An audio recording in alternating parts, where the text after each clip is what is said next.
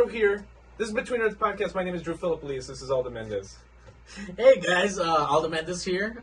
Thank you for joining us once again on Between Nerds, episode 99. Yes. We're talking about Tokyo Revengers today. We're almost 100.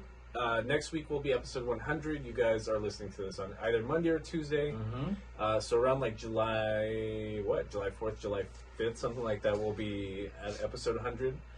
Thank you guys. I don't know how the fuck we've been recording for 2.5 years already. And it's barely our 100th episode. Like, I was looking at Joe Rogan numbers the other day. I was like, fuck. Thousands. Yeah, that's crazy. And the beginning of this episode, I do want to remind everybody to enter our monthly giveaway. You still will probably have until the end of the week to enter our giveaway. So to enter our monthly giveaway, please leave a 5-star written review on Apple Podcasts. And then email us letting us know that was your 5-star written review. Or comment on a video during the month of June and be a subscriber. And then we'll use our random number generating method to choose a giveaway winner. And we'll get you some cool hand-picked nerd shit. You like Tokyo Revengers, we'll try to find you something Tokyo Revengers. You like, I don't know, Harry Potter, we'll get you something Harry Potter. Mm-hmm. And, fuck, man. It's been so long since we watched something that is not just new, because I watched some new stuff. Yeah. And I'm sure you watched a couple of new stuff last, month?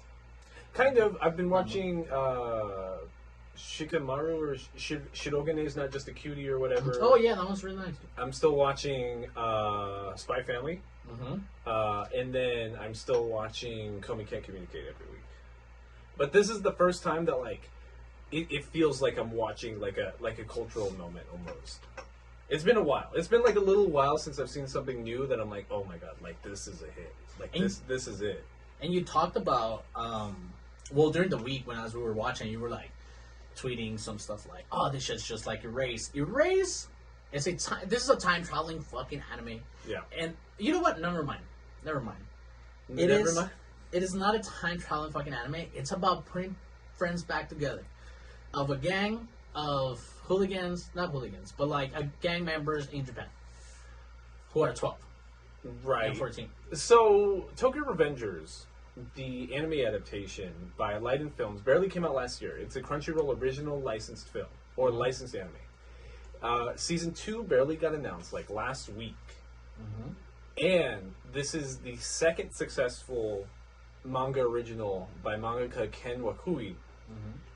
And I get it. You know what I mean? Like, I understand why I've been seeing so many TikToks about this, why I see so many people interjecting themselves into these characters in Tokyo Revengers. Mm-hmm. It's such like a... It reminds me of Click, almost. Kind of. Huh? Kind of. But with gangsters. Yeah, it's like... So, Tokyo Revengers is a time-traveling shtick a la Erased, where he's trying to go between the past and the present to like save somebody's life, which is like the exact plot to Erased. And Erased, for us, it always holds like a special place in my heart because it was like one of the first handful of episodes we ever did for this podcast. Number one, number two, it was the first like audience suggestion we ever took. Oh yeah, that's right. Ever. And I remember I watched Erased like 3 times in a week. The week we were talking about it. Mm-hmm. Tokyo Revengers, I must have binged all 25 episodes in like 4 days or some shit. Like 2 days.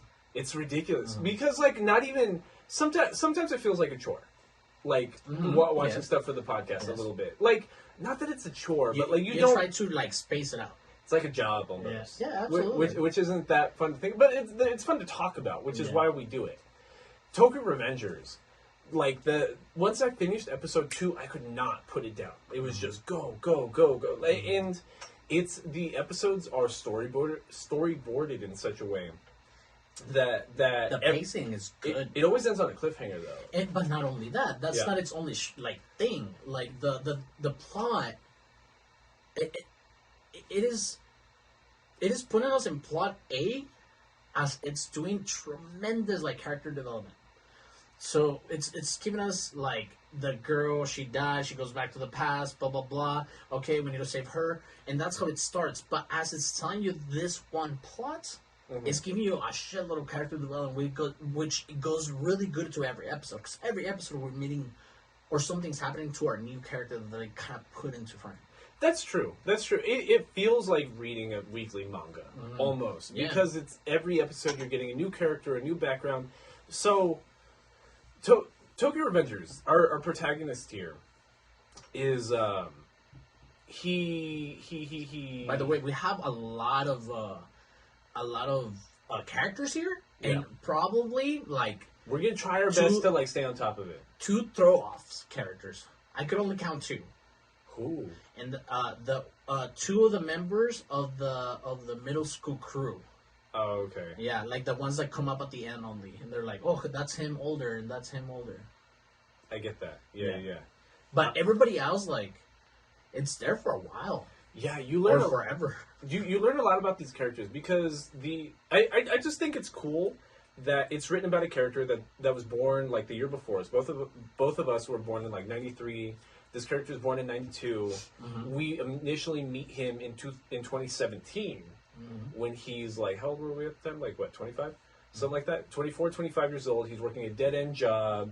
He's a 24, 25-year-old virgin, and he dies. He gets isekai the first episode, and when he almost. It's because it does turn isekai.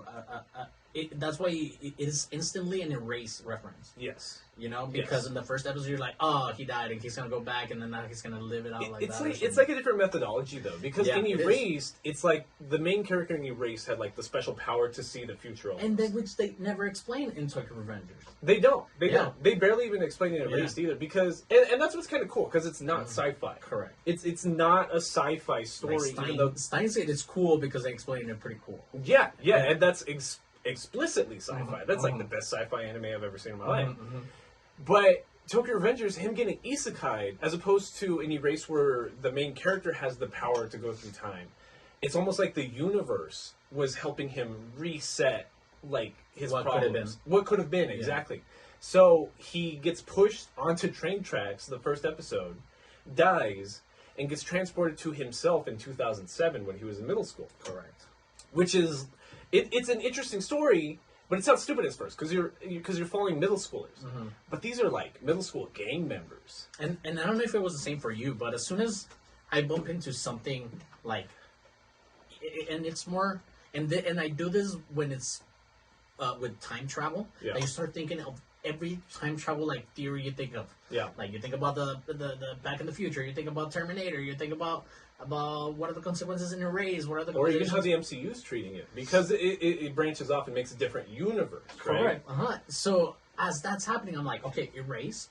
Okay, now what the fuck's gonna happen? He's gonna be he's in the past, and then your name too. Like, if he switches bodies, what the fuck is going on too? I don't know. It reminded me a lot about Your Name, even though I watched a crappy version on YouTube.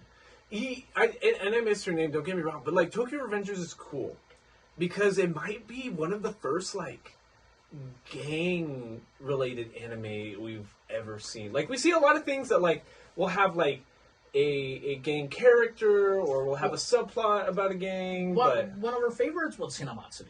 Right. Which was it's not really a gang kind of work. It's a comedy. But it's the most we've seen. Yes, like, exactly. We rarely see guns. We rarely see knives. We rarely see we see a bunch of stabbings in this one. You know what I'm saying? There's a bunch of stabbings in this one. Yeah, and I'm like, it's interesting because it's like it reminds me of high school where we didn't call them gangs in my. This sounds really dumb. It's gonna sound really dumb coming from somebody who's almost 30. If you guys are aged, you guys know what we're talking about. When I was in high school, at Malwood High School, we didn't have gangs, but we called them party crews, right? Because you couldn't call it a gang. They were doing just dumb shit like they were kind of doing Tokyo Revengers. Like, just throwing parties, and just having fights with other groups. You know what I mean? So, I remember one that was at, like, a Little Caesars near Malwood High School, where I watched somebody, like, bounce somebody's head off of the concrete of like the parking lot, and that reminds me of how the fights between Tokyo Manji Gang and Tokyo Revengers And like every other fight they have, it's just like, let's get 50 dudes against 50 dudes and just beat the shit out of each other. And they do. And they do. It's great. It's because even though, and this is my fucking thing, I don't fucking like it when you kind of get something so cool like that and still give it to 12-year-olds. Yeah. You know? I mean, yeah, we're in high school, but like, I think it feels different. It feels dumb at first when you think about it like that, because these are middle schoolers. They're smaller. They're kids. They're closer to kids than adults at that point. With, like, compared to when you're talking about high schoolers, it's very organized for it to be so. It's very, very organized for like 12-year-olds. But I think what's really, really interesting is that the time gap between 2007 and 2017 helps it. Because when he's jumping between those two time frames, he doesn't like retain his memories of what he was doing during the time skip when he goes back to 2017. Or he barely remembers what he does when he goes to the past because it was 10 years ago. Correct. So you don't have like that benefit that you might see in something like Erased, where he entirely knew what was going on the entire time. But it's more like what you were talking about off camera, the movie Click. Because the big issue in the movie Click is he's just jumping between time frames. He doesn't even know where he's at or what he's doing or what his true other self was doing between the time skip. Yeah, and it's that whole thing that they try to explain of how it affects both his timelines when he travels, and when he didn't even speak about how the trigger or whatever it was, because he doesn't really get his isekai. But anyways, we'll put a pin on that. He kind of does, because I think it's halfway through episode 1. His life flashes before his eyes while falling into That's what he says. Right, while falling into the train track. Yeah. And part of him reliving his past and his life flashing before his eyes is he thinks he's having a dream of like 2007 in this split instant before a train hits him. But that kind of sets off him knowing enough about his future that he tells somebody in the past in 2007 to save him. And he kind of like breaks the universe because like him and the connection he creates with this other person is what sets off the time travel. What did he say to Nato? What explain that to me. So let me get there. Yeah. So the second half of episode 1, like the first half of episode 2, is about him being in 2007. He's got a gang of 5 people from his middle school. It's Sendo, Yamagishi, Yanamato, and Suzuki, who are like these dorky middle schoolers who think they're cool for associating with gang members in the Tokyo Manji gang, right? Because Hanagaki, our main character here, Takemichi, is Mitchell. Yeah, his cousin, one of the cousins of this middle school 5, is associated with the gang, the Tokyo Manji gang, and they think they're cool for hanging out with him. But what they learn really early on is he's just their errand boy, like the older cousin is. And this Tokyo Manji gang is forcing them into to fights. Like they beat the shit out of them. They make them go get them drinks. They're bullying them, and then they make them participate in like fight clubs. So when he's back in the past, and he still thinks it's like a dream or he's reliving his past, his middle school girlfriend, Hinata, right? He remembers they broke up shortly after he started getting bullied because he couldn't spend time with her and he was disassociated, and like that kind of ruined his life, which is why he's such a loser in 2017 because it took all motivation from him for the rest of his life. And he's feeling down on himself after getting his ass kicked, goes to the park, and Minata's younger brother, Naoto, is there, and he's getting bullied out of his lunch money. So he stands up to Naoto's bullies, and he thinks he's some random kid. He doesn't even realize that it's Minata's little brother. And they're just hanging out on the swing set, and he's just like, yo, bro, like, don't even worry about it. You just gotta scare them, because they're a bunch of pussies. They're bullies because they're pussies. Like, don't even worry about it. I got you. And Naoto's talking to him, and he's just like, oh, well, my last name's Tachinaba. And he's just like, oh, you're Minata's younger sister. And he's just like... Younger brother. And he's like, don't worry about it, bro. Like, I'm not gonna live past 2007 because I'm gonna get hit by a train on, like, August 12th or some shit. He knows a specific date he dies. And he tells him, he's like, I'm going to be at this train stop at a specific time and I'm going to die.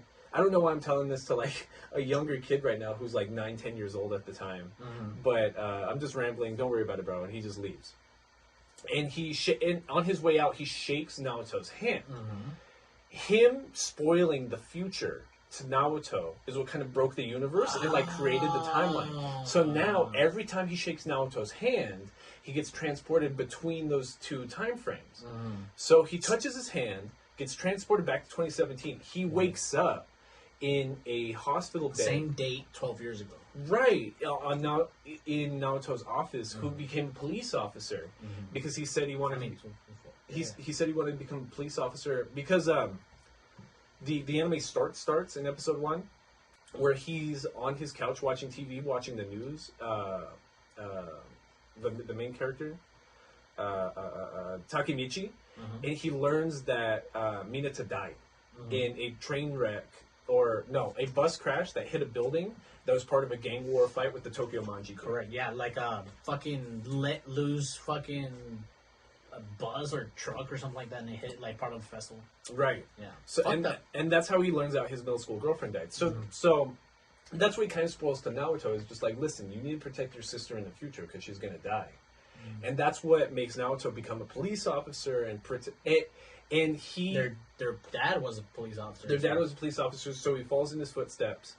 And when Takemichi wakes up in 2017, he learns that Naoto became a cop. He's a detective right now. And then that's when Naoto takes Takemichi to his apartment. He's like, look, you've basically been in a coma for the day and a half since you almost got hit by that train and I saved you. So him resetting his own future by telling Naoto how he's going to die is what gave him the time travel powers. Or gave them the time travel powers, because they broke, like, the multiverse, you know what I mean? They created, like, a break in the time barrier, the time stream, however you want to look at it. Paradox or something. Yeah. So, Naoto takes him to his apartment, where he's just got, like, just detective stuff on the wall, everybody's pictures, and he's got history on all these guys. And he's like, listen, the Tokyo Manji gang, the people that killed my sister, is the gang that was bullying you in 2007, that you were loosely associated with. You dropped out of the gang, but they grew so large that their gang war bled out and killed my sister. So, what they figured out is them touching sets Takemichi between 2007 and 2017. So he gives him the load and he's like, look, you're about to go back to 2007. We're going to shake on it. But you have to do everything possible to make sure that the Tokyo Manji gang does not become violent. So you have to become an inner member of the gang, and he has to make sure a character named Kenny doesn't die. Because Kenny dying, being the number 2 for the Tokyo Manji gang, set off Manjiro Sano to it basically turned him evil, and that's what made the Tokyo Manji gang evil. Okay. Yes, yeah. So where are we heading out right now? Where are you heading at? He goes back to 2007 for the second time. And he's transported to him being out of school at a fight club. He's getting a shit beat out of him. Correct. So part of him being in this fight club is I can't remember his name, but there's like an older Tokyo Manji gang member. Yes, the guy with the scar on his nose. Kiyomasa, yes. Because they call him Trashimichi. Trashimichi. I don't know, bro. I just wanted to go back to I don't know, the way that the story is being told. It's very crazy because you show up in like this guy who has fucking let out any motivation ever. Like he's in his room, his shit is collecting everywhere, and just like little garbage everywhere. Correct. And then for him to almost die because he didn't just like ended up in the. He's working a dead-end job at a video rental place. In the tracks, like, he got pushed. We learn later, too, that, and, when I don't know, and then the character design here, it's fucking crazy.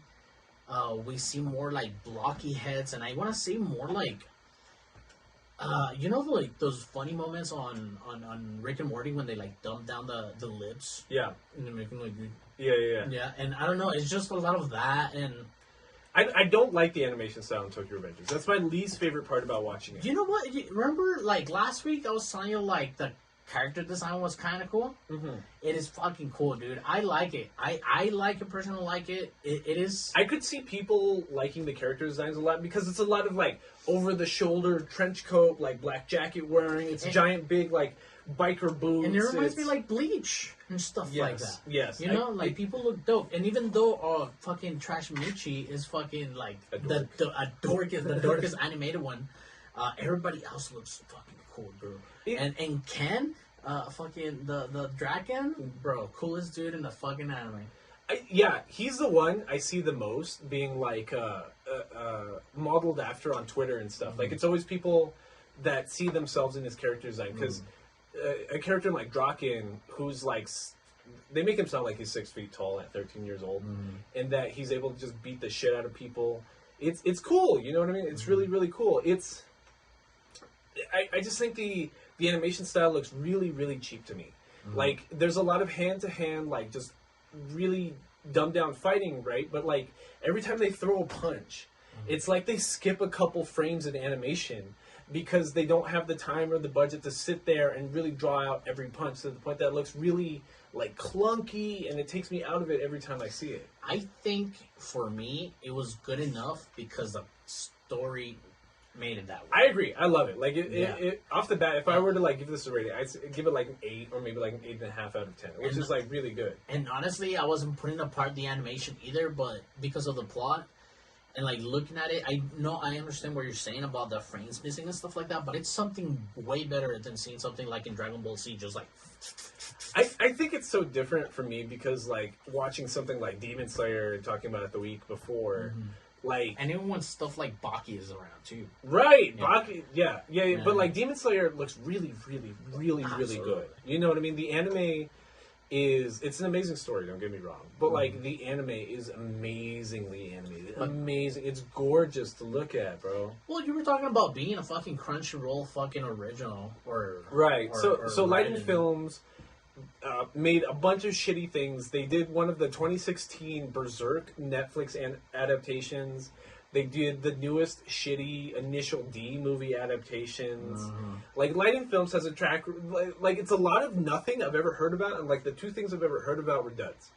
So Lighting Films, to get such a hit out of this, and for it to be a Crunchyroll originally licensed production, it gives me hope for Season 2, because... I could see them actually putting more money into it now. And it seems like this might be their only project that season or for the next year. So they'll actually dump all the resources into that. Because even talking about when this came out, last year, April 2021, they have 3 other anime coming out the same season. And with Tokyo Revengers stretching into 2 seasons, being 25 episodes, that includes 5 animes that Lighten Films was doing that were coming out at the same time. I haven't really... their production schedule for 2022 and 2023 seems kind of less, and I hope that lets them, like, bring in more resources in terms of animation. Which I think is a really good thing. I'm glad that a smaller studio was able to come up. Like, don't get me wrong. We talk to death about how much we love Studio Trigger, we love White Fox, we love Studio Orange, we love... It's cool that, like, this adds, like, another notch in, like, cool studios that... Because, what was it? It was... I'm thinking of the one that did the badminton anime.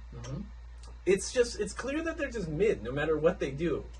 I can't even remember the name of that studio. I can't either. But as far as the animation, it just reminds me of something, and it doesn't remind me. It just gives me an original look. Yeah. An original look to something else.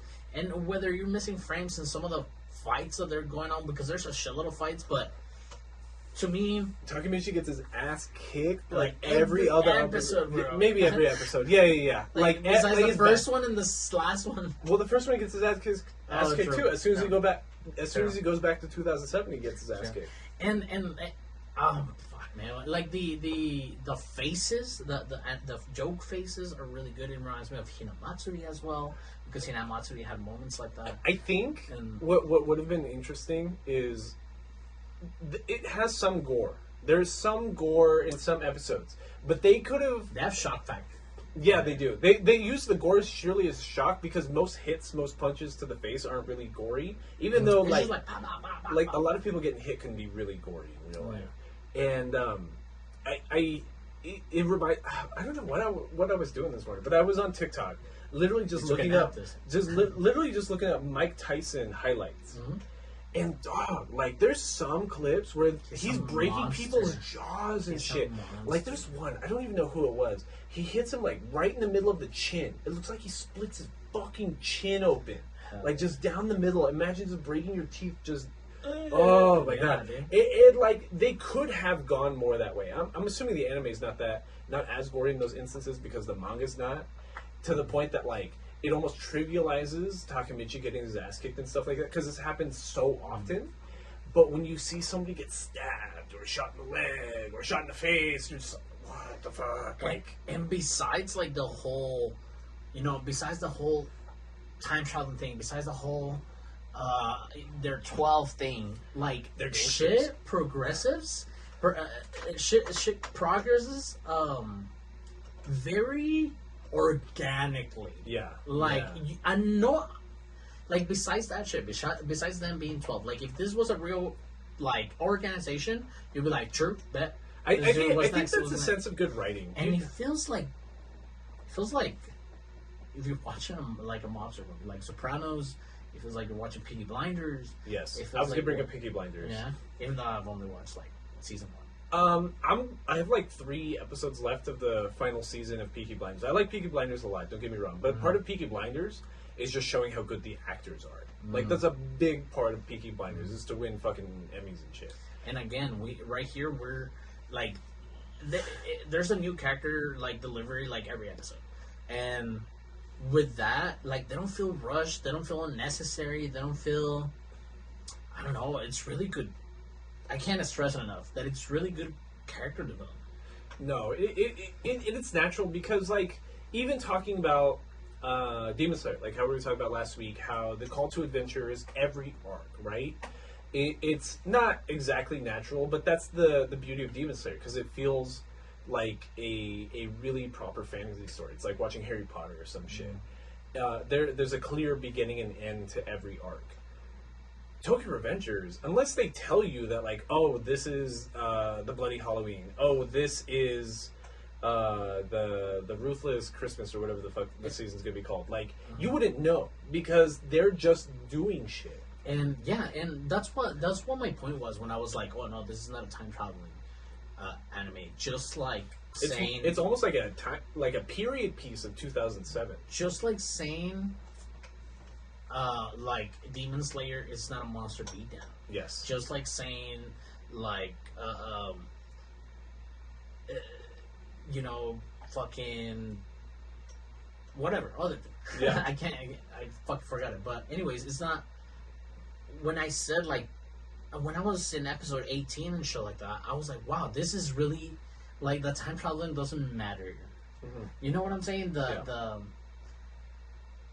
All the characters are so well connected and like emotions are high at every single part of the fucking like anime. It's fucking cool because it's never about the thing that they're telling you to follow, but it's about everything else. It's about the friends you make along the way. It is. It really is because every time Takemichi goes back to the past, he's given like a mission by Naoto a little bit. It's kind of like, I have to make sure that Kenny doesn't die. I have to make sure that so and so doesn't get in power. It's always he's always going there with a mission. But it's cool how complicated it gets. Because I saw like a meme about this on Reddit. It's almost like making fun of D&Ds or RPGs in general, where it's just like, oh, you have to go save the princess from the dragon over there, and then it shows a map, and it's just like cool side quests all the way along, or you can just take the straight line there. It's like playing Elden Ring or some shit. I can just go to the place and defeat all the people with the great runes or whatever, or I can do all this other bullshit along the way and spend 40 hours and still be in fucking Leiden or whatever. My biggest regret was playing all the side missions in Zelda Breath of the Wild. Why? I didn't know the ending was gonna be that like lackluster. every time I do an RPG, I do all the side quests usually. Yeah, I really do. I finished everything. I almost everything. have collected almost everything. The only thing I need to do is power up my armor. The only Zelda game I flat out was pissed about was Skyward Sword. Skyward Sword literally made me upset. I was upset that I spent $60 on that because like you beat it in 2 days, and they reuse the same maps like 3 times each. They reuse the same bosses 3 times each. It's cash grab. It's because it felt like they wanted to do a Zelda series origin game because it's the earliest in the timeline of all the Zelda games. But it was on the Wii at the time, and the Wii just like couldn't handle what they were trying to accomplish. So it's so clear that like they just kept running out of space on how to do things, and that's why they kept having to redoing maps and stuff. They just didn't have the resources for it. Well, there's a big ass fucking gap between having a controller, you know, something that you can use several moves like right here, into like something that you have to use 4 buttons with just to. It's like it doesn't translate. I hated the motion controls in Skyward Sword. Yeah. They're like unplayable. And I think that was one of their most recent reboots. Besides when they started doing the N64 like reboot. Does N64 have a Donkey Kong 64 already? No? I think it does. Oh, really? I think it came out with the Majora's Mask one. No, it didn't. Oh, it didn't? No. Oh, then I don't know then. Damn. What's his face? The previous CEO of Nintendo America, he said recently that if he was still working there, he would push for them to put GameCube games and Wii games on there, which would be really, really, really fucking cool. Hey, GameCube had a lot of fucking good games. I remember the first Luigi's Mansion. Well, I own fucking Sunshine. Sunshine Was really good. I haven't. I know I talked about it a few months ago that I bought the what is it the one with the 3 before they came out in the fucking actual thing. Yes, exactly. Yeah. But no, yeah. I didn't get that far. I think I only got like 3 or 4 stars on Sunshine. I still haven't beaten. I haven't finished it. What is it? Luigi Mansion? No, the Zelda. Oh, Breath? No, Ocarina of Time. Ocarina of Time. Since I was obsessed with it that first couple of weekends it came out again. I fucking played the shit out of it. I've never actually finished Majora's Mask on my own. I've probably seen like a cousin or something do it. I can't even start it. I don't know what the fuck to do. Honestly, this is gonna sound bad, but I've been playing a fuck ton of Elden Ring, right? Like a fuck ton of Elden Ring. And Why is it gonna sound bad? Because I've been watching. It's a terrible game. I've been watching like YouTube videos on where to go, on what to do. Okay. Like I haven't been like. But that's a game for that. Kind of. I always see a lot of people like on YouTube or like on Twitter being like, the beauty of Elden Ring is that it doesn't handhold you, it doesn't give you quest markers, it doesn't tell you where to go next, it's not linear, it's so open world to the point that you can skip entire sections and storylines without even like knowing that you missed it. But I don't like that. I don't like that because, like I'm saying, when I do RPGs, I do all the side quests. Yeah. Like, tell me where all the hidden shit is. Like, I don't want to have to miss it, and then like finish the game and be like, oh, you missed this, and this, and that. Like, that's gonna make me feel bad. Yeah, it's I wish like GTAs were like that, and Red Dead Redemptions were like that, but they're so linear sometimes. You just have to walk off and do whatever the fuck you want sometimes. That's what I like about the what's the studio that makes the Elden Ring games? No, not the Elden Ring games. Dark. Yes, what am I thinking of? Scrolls. Yes, what am I thinking of? What is it? Dark Scrolls? No. Dark Souls. No, not FromSoft. The studio that made Oblivion and Skyrim and what is those? The Elder Scrolls. Elder Scrolls. Elder Scrolls. So Elder like, Scrolls. Yeah. So like, what is it? Bethesda. Like that's what I like about the Fallout games. That's what I like about the Elder Scrolls games. Is that like, there's so much bullshit to do that like it clearly marks you like main quest line, and you spend like 80 hours just ignoring that it's saying that, and but like if I'm selecting a mission, it'll tell me where to go. Elden Ring does not have a fucking quest log. You like it doesn't tell you where NPCs are. That was one of the good things that I liked about Breath of the Wild. Okay. Every single quest that you would pick up by talking to people, because that's what you do in Zelda. If you're not talking to people in Zelda, then what the fuck are you doing with your life?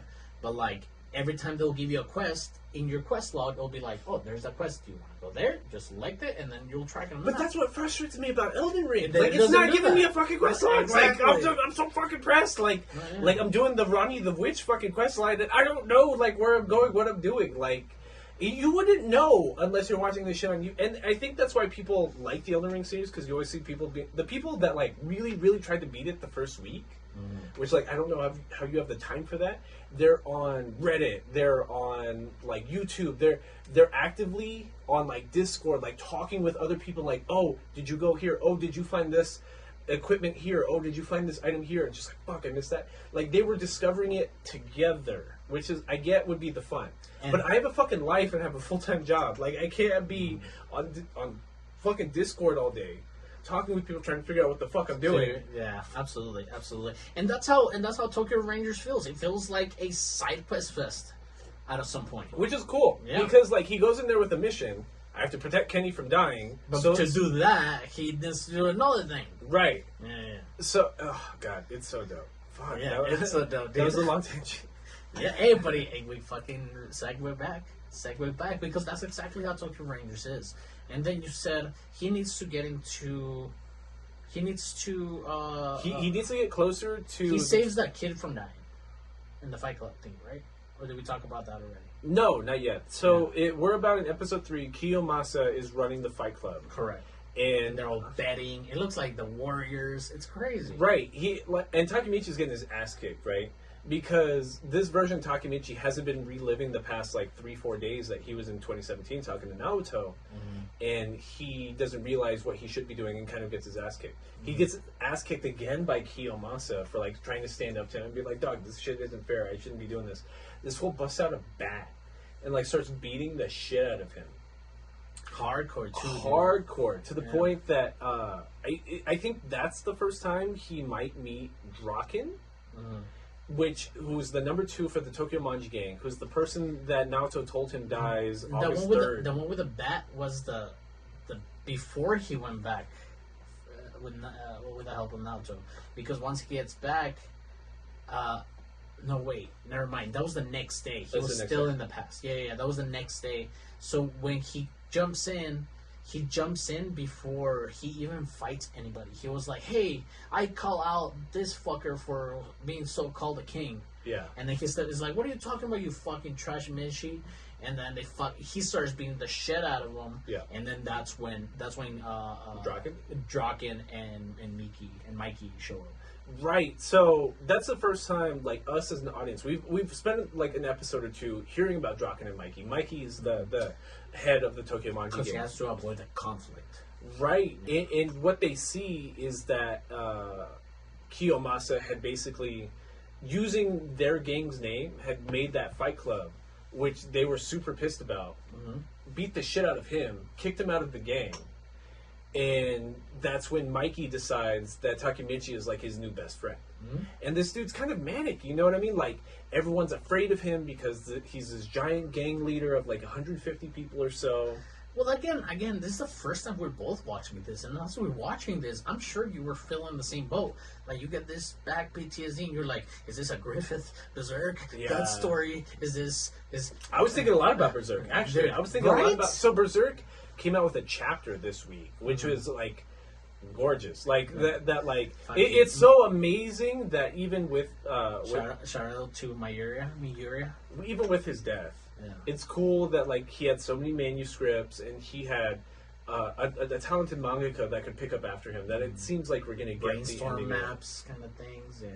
So we're actually going to be able to get a finished Berserk adaptation. And I was thinking about a lot... And you guys better love it. Well, I thought, like, so then that means that we might actually get another anime adaptation. Well, hopefully. Well, you didn't know that where we leave off in the 1997 anime. That's just like the first, like, 30 chapters or so. Something like that. It's something super tiny. Yeah, he hasn't seen Griffith, like, ever. Right. Back since then. So yeah. Yeah, it's absolutely crazy, bro. So I haven't read a lot of it, but yeah, it gets fucking ridiculous. And this is what it made me feel, because once Mikey gets into the picture and everybody shuts up. And it's a corny thing to say that when you're watching this like gangster animes run by like 12-year-olds, but when you see Mikey, you're like, oh shit, what the fuck is this guy? Because he shows up with fucking the dragon.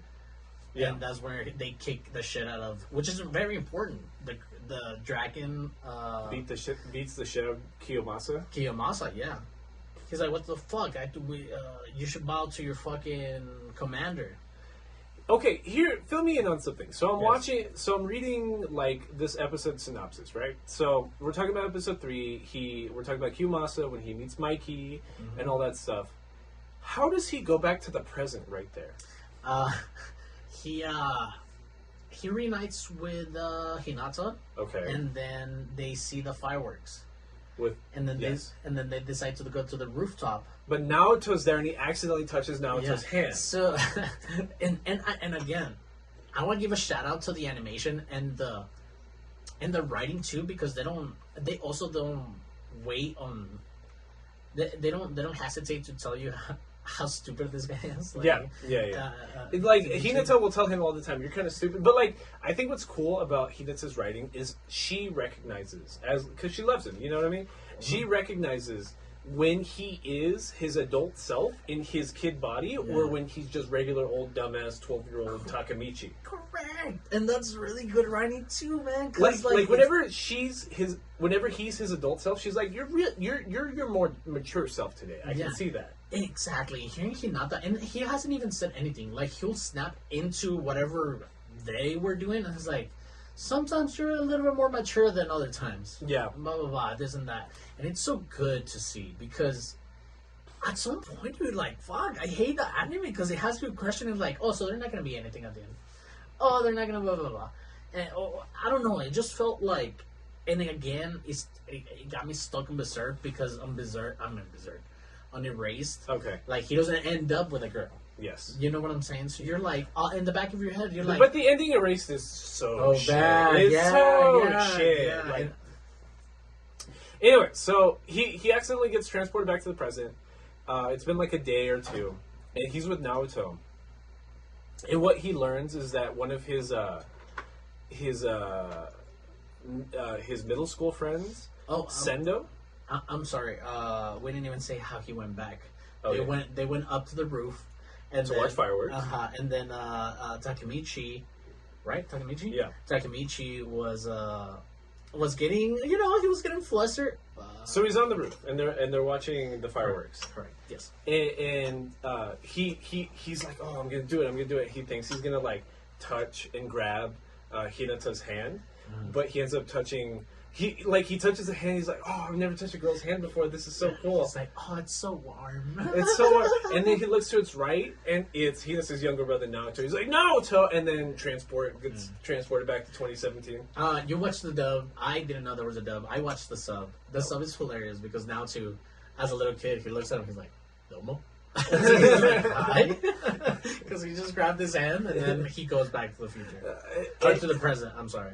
And there's like a discrepancy here. I don't really like that. Like when he gets transported back to 2017, he's in Naoto's apartment, and Naoto has it hooked up to like IV bags and stuff, almost like he's in a state of like limbo, like he's in a state of coma. Yeah, like he's in a coma or some shit. That's the only time it ever happens like that. They stop doing that.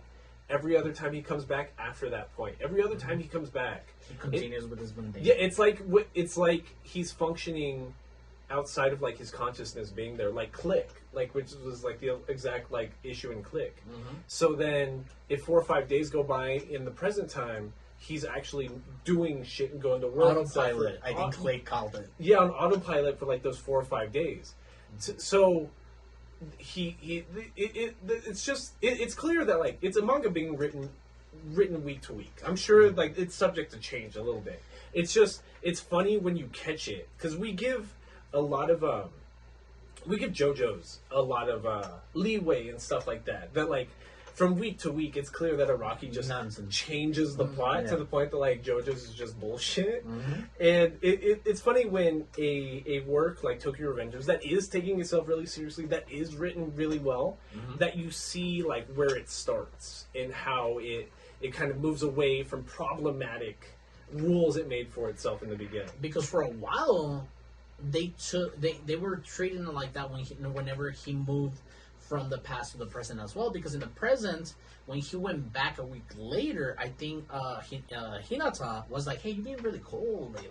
Yeah. You know, and that's how and that's how it gets treated the entire time. Yeah. But like when he goes back to the future, it doesn't. I think it kind of shows how like when he's in the past, it influences like his autopilot behavior a little bit.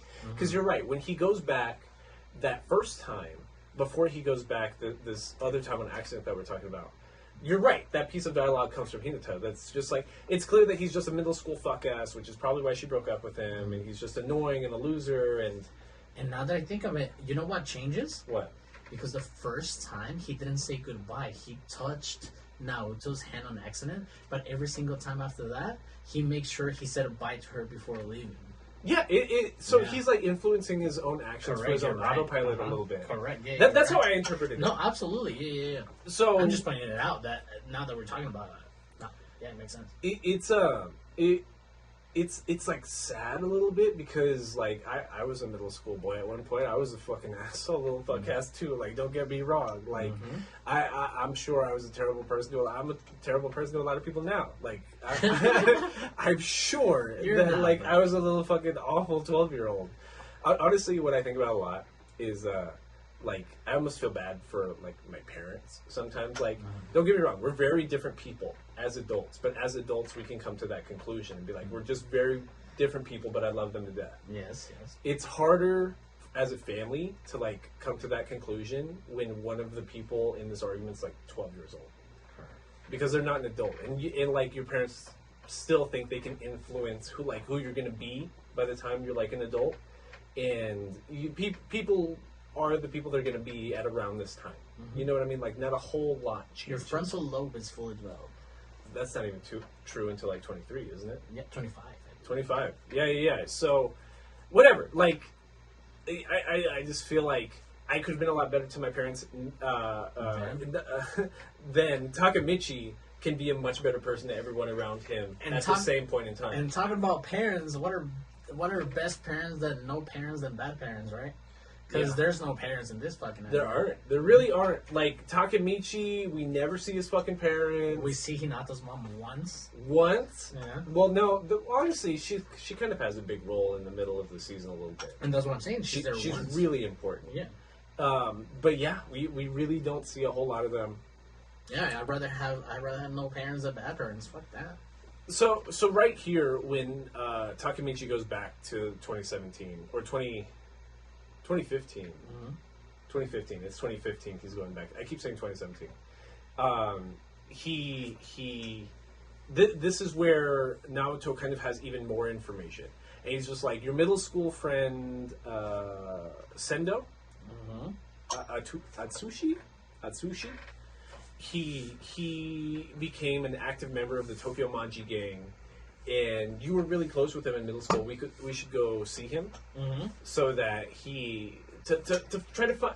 It's kind of cool when he goes back to the present in 2015 because he's learning about the past by interviewing people in the present, which is interesting. If he's in that autopilot mode, he's not retaining his memories. Yeah, it's like every tropey time traveling movie. There's like the newspaper. What does the newspaper say? Yes, that was a big part of like every Back to the Future at the time. So like you don't know that you came back to that time. Exactly. It's weird. So when he visits Sendo, he learns that Sendo is hosting. He owns a brothel, which is interesting. And Takemichi's a fucking loser. He's a 24, 25-year-old virgin. He's just like, 26. Fuck, 26-year-old virgin. And he's just like, it's Naoto's idea. Let's go visit your friend. They show up. The girls in the brothel try hitting them up, and he says, no, we're here to see Sendo. And Sendo is completely different. Like, Sendo in the past had like a, what's it called? Like a ducktail? Ducktail. He had a ducktail. He's got bright red hair, and he wanted to be a hairstylist and grew up to be a hairstylist. It's interesting that he just grew up to be a gangster with a buzzed head and tattoos. And you know what's, now that we mention it, it seems like the ducktail correlates to having good style. You know what I'm saying? You're very fashion forward with it. Correct. Oh, honestly we do need to talk about that. Because Space Dandy, your boy Josuke, your boy Josuke, like they all relate to having dope style and having a ducktail. Yeah. I need to grow a fucking ducktail. Because even there's a part of the dialogue where it's like, oh, that's Sendo. He's always been the stylish around here. It's What I want to talk about real quick is every time he goes back to the past, everyone has blonde hair. Because part of being a Japanese gangster is you dye your hair blonde. Because like schools will ban you if you have blonde hair because it's seen as like being associated with gang activity or being a troublemaker because you can't stand out. Which is why the Japanese school uniform is such like a mainstay of Japanese culture. And so when he goes back to the past, he's almost got like a short ducktail a little bit. It's almost like a faux hawk. Yeah. But he's got like bleach blonde hair. Everyone else has like blonde hair. Mikey has blonde hair. Draco has blonde hair. Or partially blonde hair. Like partially.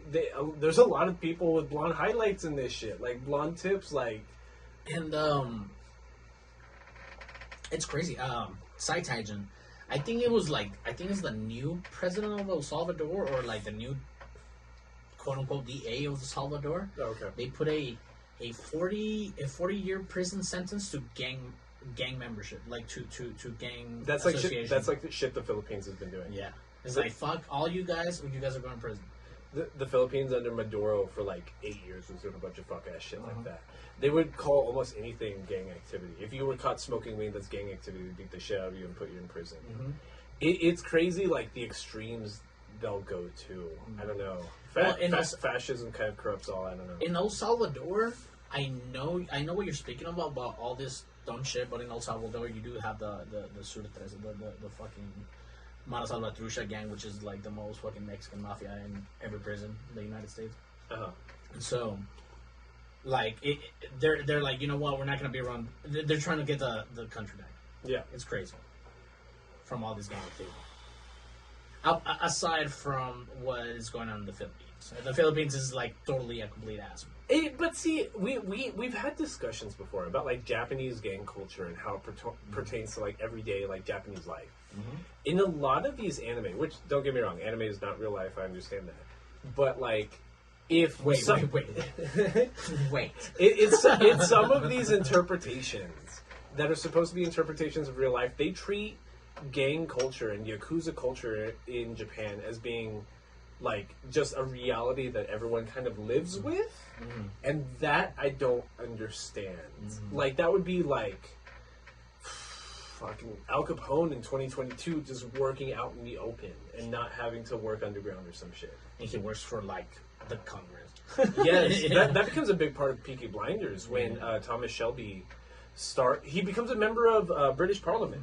Yeah. That's a really, really big part of Peaky Blinders. And that's kind of how, like, Tokyo Revengers is treated. It's like people untouchable by the police because they pay off so many politicians, they own so many businesses. Well, from what I know about mafia in Japan, is that the mafia on its own, it never got the stoppage that, like, the Italian mafia got here in the United States. Right. It never got... Because they knew how to organize, and I guess it's just a thing of Japanese people to be just organized and very well, like, let's not attract the cops kind of thing. They're just so much smarter than us. Exactly. So that at some point, like, members of these organizations, and please don't send anybody, don't send ninjas to kill us just because we're saying this, but I mean, they are very well in politics. Yeah. You know? Yeah, that's how it looks a little bit. Yeah. It's almost like how white nationalists are part of the American federal government.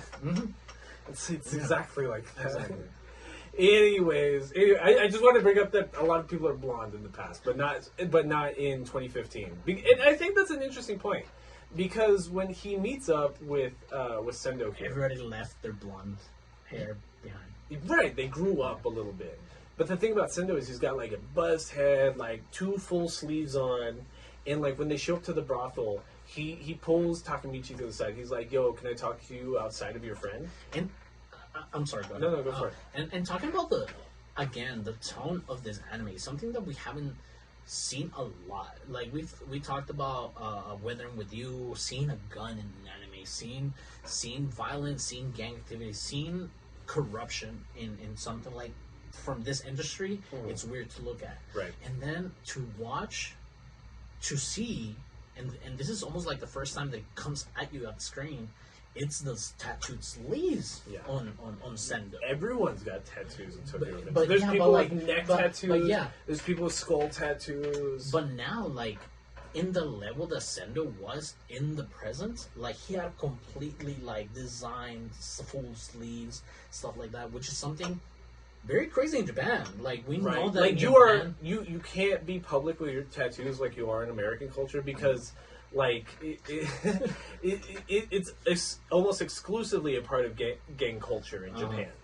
Yeah, and it's, I don't know, to me, it felt cool. It felt, I don't know why. Because it's like the gangsters who are working outside of the law are being their true selves. Yes, they all have piercings and like tattoos. And I'm sorry to bring up the boys, but like it reminds me of what the shock value boys wants to put out.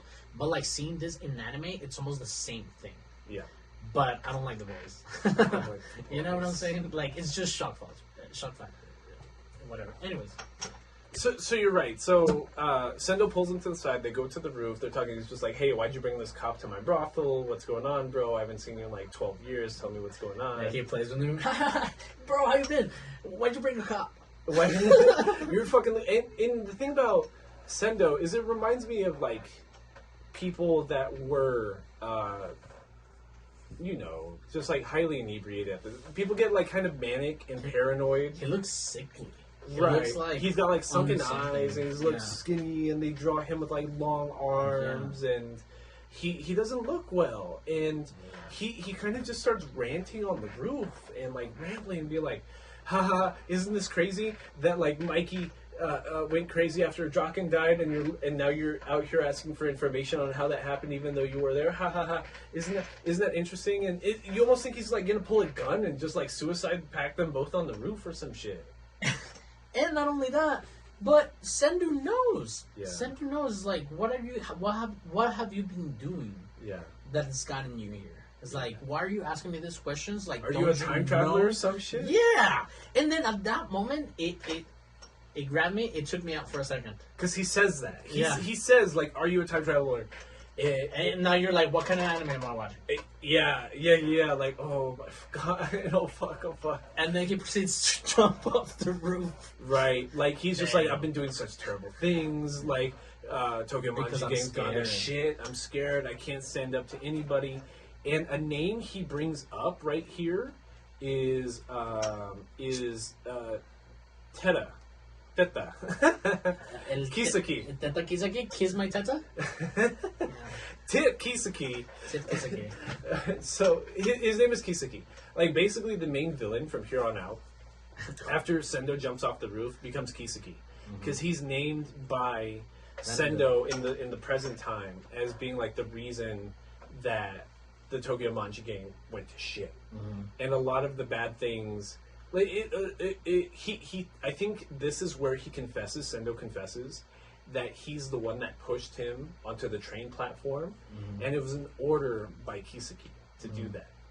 And that keeps happening from here on out. And the entirety of season 1, they do not explain what Kisaki's fucking issue is. Which I'm assuming that's like the most interesting part of the manga. At least maybe it'll be explained in season 2. But it's season 1.